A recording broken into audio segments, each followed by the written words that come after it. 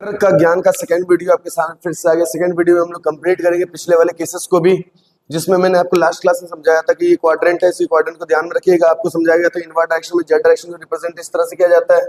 आपको समझाया गया था आउटवर्ड को हमेशा क्या लेना है, पॉजिटिव लेना है। आपको समझाया गया था कि जब भी कभी ओरिजिन से एक आर वेक्टर लेते हैं उसको पोजीशन वेक्टर रिप्रेजेंट करते हैं, ये चीज आपको समझा दिया गया था। और साथ ही साथ आपको ये भी समझाया गया था किस तरह से कोऑर्डिनेट के रिप्रेजेंटेशन के हेल्प से हम लोग ये बताते हैं कि अगर ओरिजिन से अगर तुम r1 लेते हैं ये तो इसको पोजीशन वेक्टर कहते हैं, ओरिजिन से अगर r2 लोगे तो ये भी पोजीशन वेक्टर कहलाएगा। और दो पोजीशन वेक्टर के बीच का डिस्प्लेसमेंट को हम लोग क्या कहते हैं, displacement vector. Is it clear?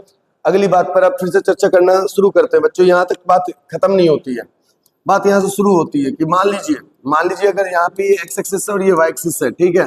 मान लीजिए यहाँ पे एक्स एक्सिस और वाई एक्सिस है, किसी ने बोला कि रिप्रेजेंट करो 2i cap plus 5j cap, ठीक है। और पूछा गया कि ये कौन सा क्वाड्रेंट है, तो ये ए नाम का वेक्टर है, ठीक है। तो इसका मतलब है क्वेश्चन में ये डिमांड कर रहा है, क्वेश्चन में आपसे क्या डिमांड कर रहा है थोड़ा ध्यान से देखिएगा और समझने की कोशिश कीजिएगा। क्वेश्चन में आपसे साफ साफ बोला है कि ए वेक्टर दिया हुआ है, कोई ए वेक्टर नाम दिया हुआ है, ए वेक्टर का नाम का रिप्रेजेंटेशन दिया हुआ है, इस तरह से ए वेक्टर दिखा दिया मैंने। अब कह रहा है कि भाई 2i कैप मतलब 2i कैप यहाँ पे दिखाना है, मतलब i कैप बोले तो इधर, तो 2 ये हो गया i कैप, इसलिए कहीं ना कहीं ये रिप्रेजेंटेशन इस तरह से कर रहा है।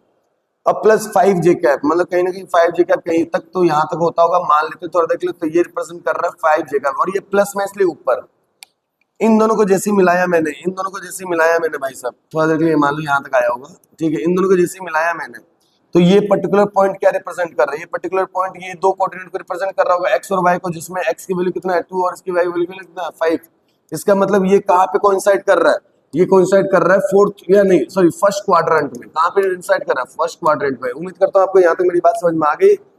मतलब आज आपको ये बताना है कि अगर मान लो कोई दे दिया -5i cap plus 2j cap, कौन सा क्वाड्रेंट होगा, ठीक है।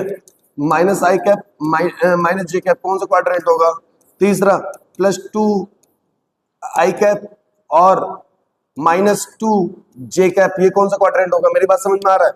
ऐसे क्वेश्चंस पूछते हैं और ऐसे क्वेश्चंस को करने के लिए आपको आइडिया बस इतना लगाना है कि क्वाड्रेंट के बिहाफ पे तुम्हें रिप्रेजेंट करना है। जैसे मैंने ले लिया -5i कैप -5j कैप, अब बताओ इसका कौन सा क्वाड्रेंट होगा।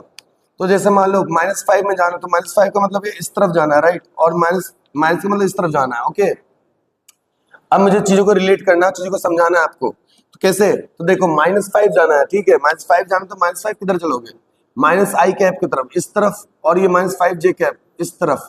इन दोनों का कॉम्बिनेशन से यहाँ पे डाटा बना होगा और ये क्वाड्रेंट होगा कौन सा, that quadrant is the fourth quadrant. And इस कारण से हम लोग रिप्रेजेंटेशन कर दे हैं -5i कैप और -5j कैप। इस